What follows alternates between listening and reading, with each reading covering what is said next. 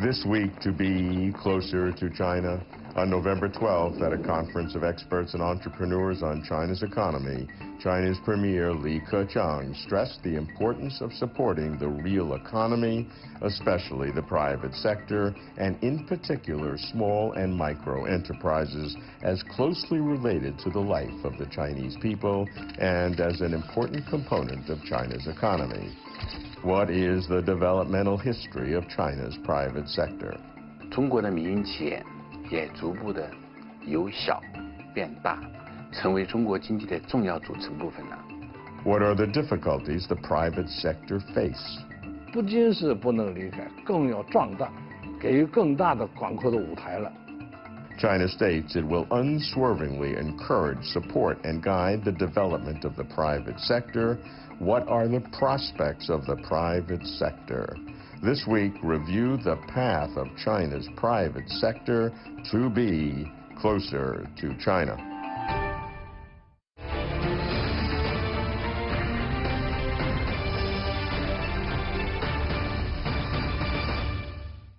For much of the 7 decades of the People's Republic of China, the private sector has ridden a rocky road. It's not hard to understand why. Under classical Marxism, or socialism, the state would own all the means of production, which, by self-evident definition, leaves no room for private business. Private business was even a crime during the high years of ideological leftism. It reveals no state secret to report that with no private business, China's economy was weak and stagnant, and those were the good years. When Deng Xiaoping introduced socialism with Chinese characteristics and the socialist market economy, focus on results, not entirely on ideology, but not everyone was thrilled about it. The private sector flourished, helping to create China's economic miracle. But even in recent times, foreign reports have the state sector advancing and the private sector retreating. What is the reality? What are the contributions of the private sector today? What is its role in China's new era? We assess the private sector to be closer to China. Located in the central and eastern parts of Guizhou province, Shibing County is home to minorities like Miao, Dong, and Yi. In April 2019, Shibing was approved to withdraw from its impoverished county designation by the Guizhou government. The former poor county is now on the path to a better life.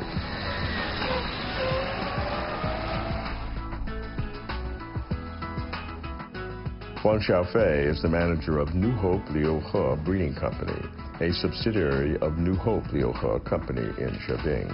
The ultimate parent company, New Hope Group, a private enterprise, is the largest agribusiness enterprise in China. Huang's company has been running the pig breeding business in Shibing since July 2018. Monday morning meetings is the routine. 按照我们的例会流程，还是由这个办公室首先上来给我们整个这个做上一周这个人行线路的办公室的一些工作的一些发言Signing an investment agreement with the Shibing County government in May 2017, Huang's company has the responsibility of both making profits and helping poverty alleviation here. 因为当初我们和县里面签订这个投资框架协议的时候，就有个约定，要尽量满足本地符合条件的用工需求。那么我们是完全履行这个用工的这个承诺。那么对当地的年轻人愿意到新希望来发展的。所有条件符合标准和要求的，那么我们现在就给他招到公司来了。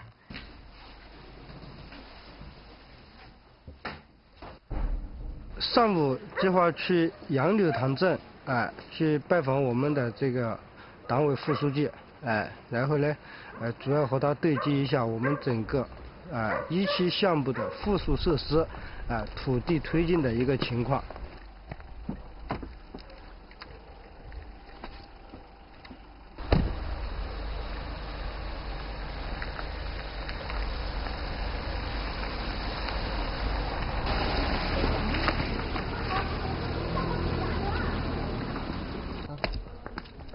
The total investment was over 19 million US dollars, 135 million yuan, for the pig breeding project number 1 of Huang's company, and over 1 million US dollars, 7.6 million yuan, was funded by the local government, which was responsible for providing infrastructure, water, electricity, transportation, and land transfer. Huang's company handles the following operational work of the pig breeding project. 这个现在有2个事。第一个事就是 The pig breeding project number 1 has bred 6,000 sows. 80 people in Shibing have been employed. With project number 2 in preparation, the 2 projects will produce 500,000 piglets each year and provide over 200 local jobs. 他从前期租土、租金，还有务工，还有这个分红，都给我们带来很大的效益。而且现在他已经投入使用了之后，他也在招工。 Usually, Deng Xiaoping has lunch at the company with employees, many of whom are employed locally. Sometimes he cooks for them.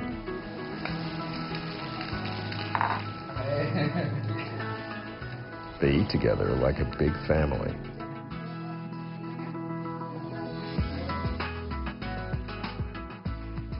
Benefits to the locals are obvious, but there are also difficulties, such as on land transfer. After lunch, Huang comes to Wengtang village, where the land transfer work for the supporting facilities of project number 1 is to be concluded, if the remaining households agree to lend their land to Huang's company. 目前已经有42户流转过来，还剩4户，还在就是今天开会啊，正在谈这个事儿。他们一下子还理解不过来，还不太愿意。新西方公司来这里搞这么大的规模，那么是不是赚钱？他不赚钱，那么对我们这里我们把这个土地留在给他们，有没得保障这些，他们也有疑问在我们城里面呢，或者是政府我们也给到给群众做了大量的这个思想工作。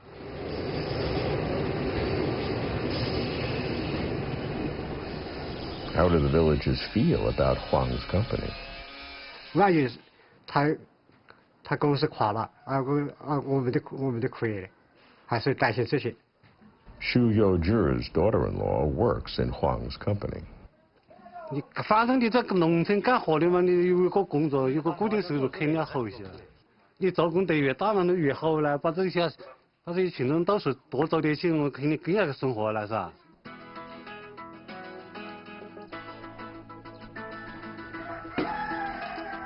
29 years old, Ma Meijin was employed by Huang's company a month ago. Before getting married, she made money in Guangdong province as a migrant worker for 5 years. After having 2 kids, Ma chose to stay at home, raising pigs with her husband on their own.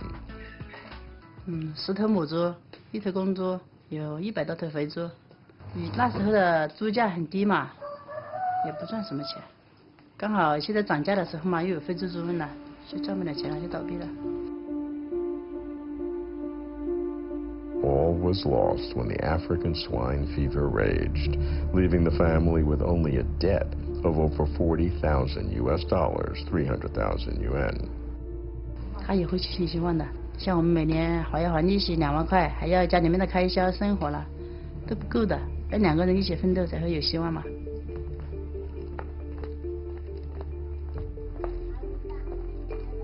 Besides land transfer, water supply was also critical for project construction.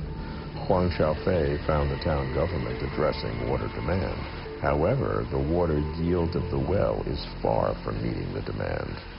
谁解决不了？那么一再去给你们说，这个项目必须按程序走。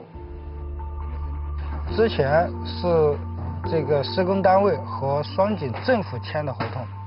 但现在双井政府没有这个资金，所以水务这个施工单位就干不了这个活了，他们这个就中途就撤了。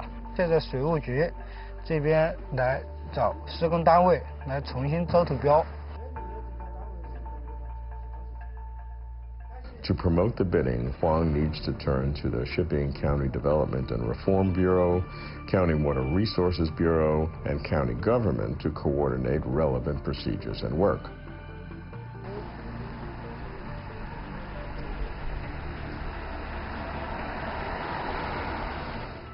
干这个事要人没人，是吧？要资源没资源，这个活石是个头啊。当时就这样想，再回去想一下，这个过程虽然艰辛，但总体来说还是蛮有成就感。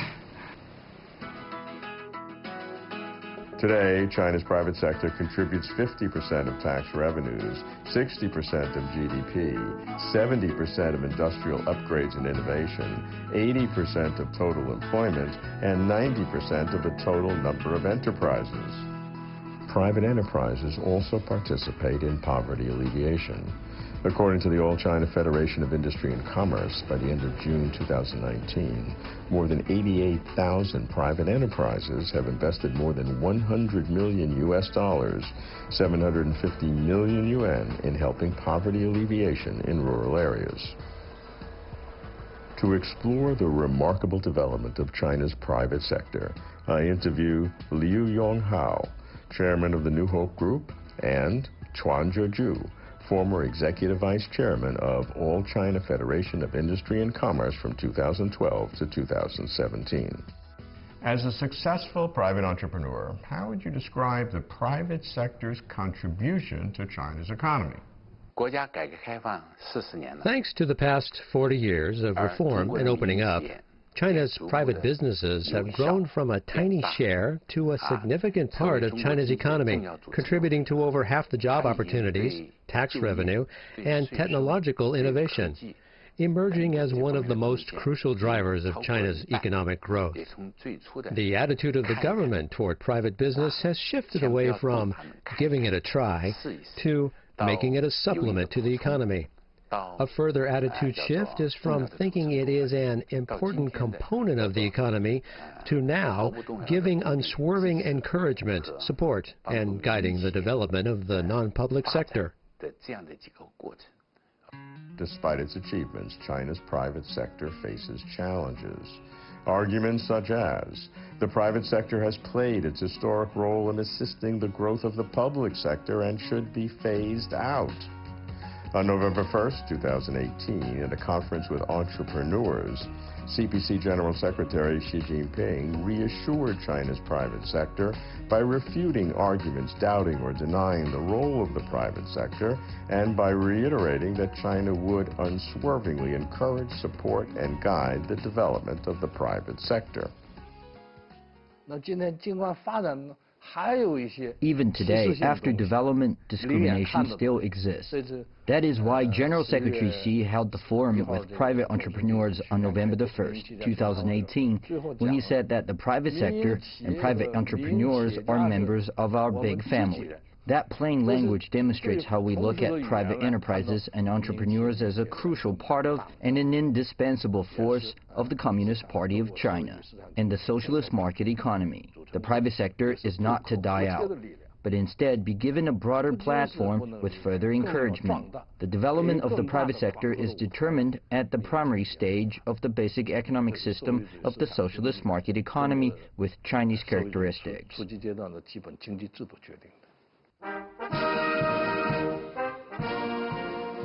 In December 2018, at a grand gathering to celebrate the 40th anniversary of reform and opening up, 100 Chinese people from different walks of life who have made outstanding contributions to China's transformative 4 decades were awarded the Special Medals of Reform Pioneers.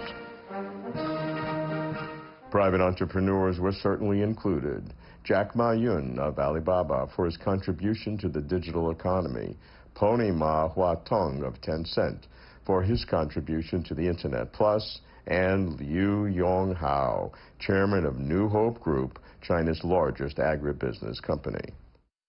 How do you feel about this honor? I am honored to win that recognition from our country. I have been working hard, making progress, and I got recognized by the Chinese society.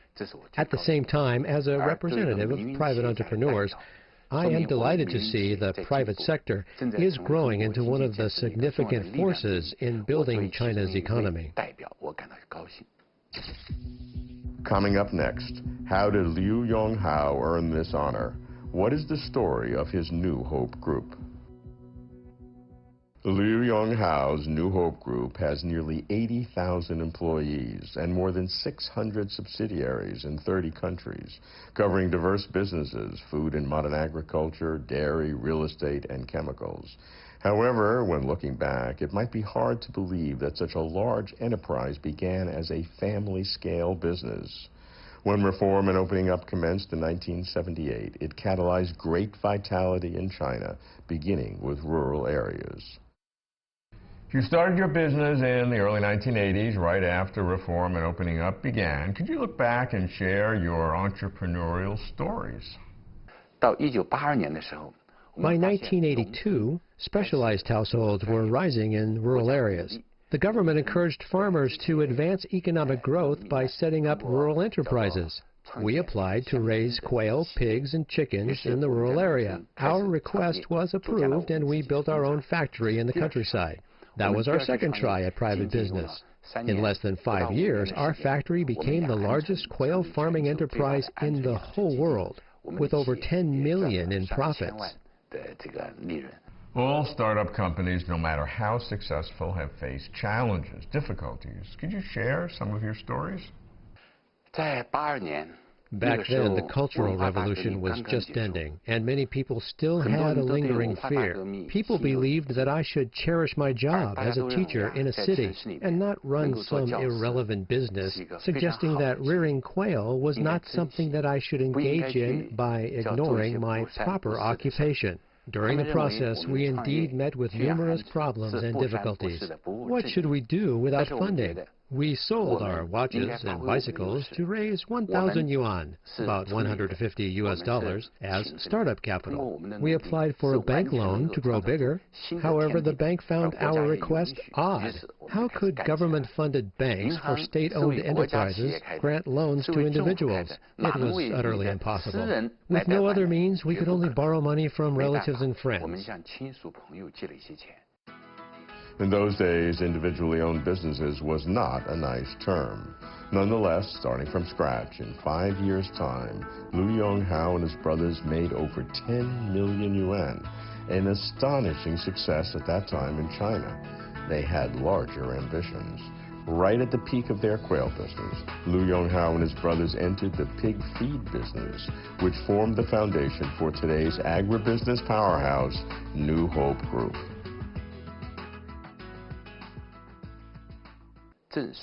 Just as we were sailing with the favorable wind in the late 1980s and early 1990s, somehow a debate arose about capitalism versus socialism that became rampant in the news media. Some claimed that our business was on a capitalist path and should be prohibited. Against such allegations, it was particularly difficult for us to conduct business. That was a contentious issue as to whether private sector businesses can be socialist or only capitalist. Many people looked at private enterprises with tinted glasses. They didn't believe in the private sector, nor did they support it. During the reform and opening up, Deng Xiaoping suppressed interference and remained committed to the reform and opening up. So now private entrepreneurs are practitioners, participants, and beneficiaries of the reform and opening up.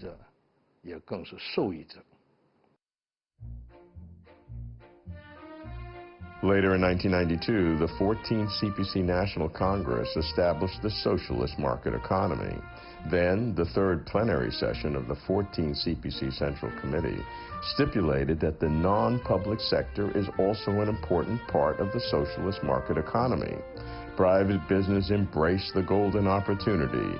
Liu Yonghao established the first private enterprise group approved by the State Administration of Industry and Commerce. You also initiated the establishment of the China Minsheng Banking Group, the first bank in China to be owned mostly by non-government enterprises. How did this come about? In 1994, I was selected to be a member of the All-China Federation of Industry and Commerce, the ACFIC, as the first vice chairman from the private sector after the reform and opening up. Following the requirements of the ACFIC to bridge the government and private enterprises, I visited many places to learn the concerns of private entrepreneurs. Among the many concerns, foremost was the difficulty of getting loans. At the chairman's meeting of the ACFIC, I proposed to build a national commercial bank founded by private entrepreneurs under the leadership of the ACFIC. If successful, the operating practices of the market-based bank could be promoted nationwide. Finally, the state approved our proposal. China Minsheng Bank Corporation Limited, the first national bank funded by private enterprises, was established. But private enterprises have encountered problems. Some entrepreneurs mentioned the three doors and the three mountains to General Secretary Xi. The three doors refer to the glass door, the revolving door, and the recoiling door. What do those doors suggest? They are a vivid way of talking about the accessibility issues of private enterprises to investments in all areas. The glass door is one that you can see through without access inside. As for the revolving door, you are turned out just as you get in. And the recoiling door is only half open and soon to be fully closed. Those are the three doors. About the three mountains, the first mountain is the iceberg of the market. In the beginning of the reform and opening up, whatever was produced was easily sold out and we had a shortage economy. Enterprises grew fast because of it. Today, however, the market is saturated. Stockpiling low-end products result in an iceberg of the markets. The second is the high mountain of financing. The private enterprises have always found it hard and unaffordable to finance. The third mountain is called the volcano of transformation. What does that mean? Transformation is a painful process for enterprises.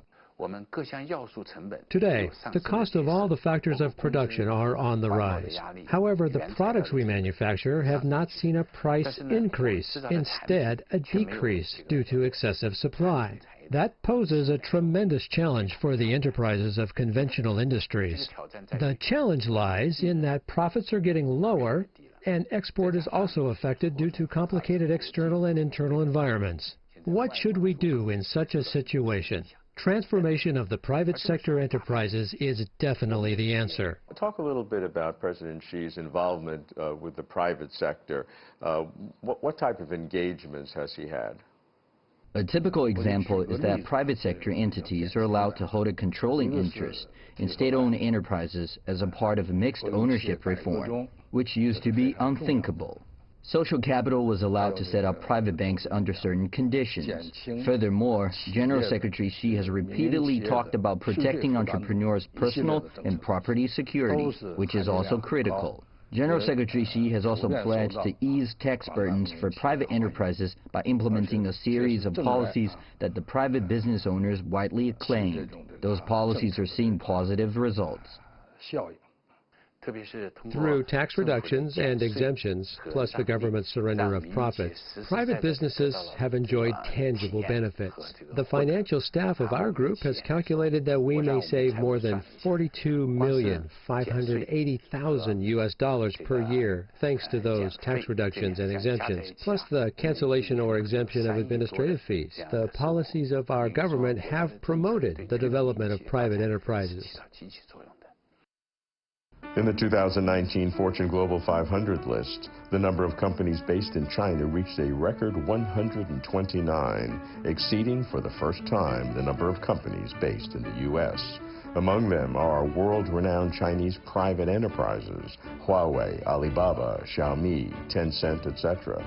Private enterprises not only contribute substantially to China's GDP and employment, they also lead technology advancement in China, even in the world, especially in e-commerce, 5G, and AI. Private enterprises do hold some trump cards. Huawei, Tencent, and Alibaba, for example, are adapting to the digital economy and artificial intelligence. 4 years ago, they already foresaw that the key to going forward is AI and biotechnology. So this generation of entrepreneurs must have foresight. Some private companies have taken the lead, but quite a few of the traditional enterprises are still under pressure and seeking transformation. I hope to see more support of our government for the traditional enterprises to transform and upgrade. How do you then see the future? What are the prospects for the private sector in China? In 2010, only one Chinese private enterprise made the list of the worldwide Fortune 500 companies. Last year, there were 28 companies. This year, it exceeded 30 Chinese privately held businesses on the Fortune 500 list. That growth rate is pretty impressive, which also shows a robust private sector business environment. Thus, I believe the prospect for China's private businesses is quite promising. I believe the most important thing for private enterprises is to gain the same recognition as the state-owned and foreign capital enterprises with the legal protection, financing, and resource allocation opportunities they enjoy. The private sector does not demand any favor or preferential policy, but a level playing field with open, fair, and equitable policies. In fact, the government has responded in many ways to the concerns of the private enterprises regarding the private sector being equally treated.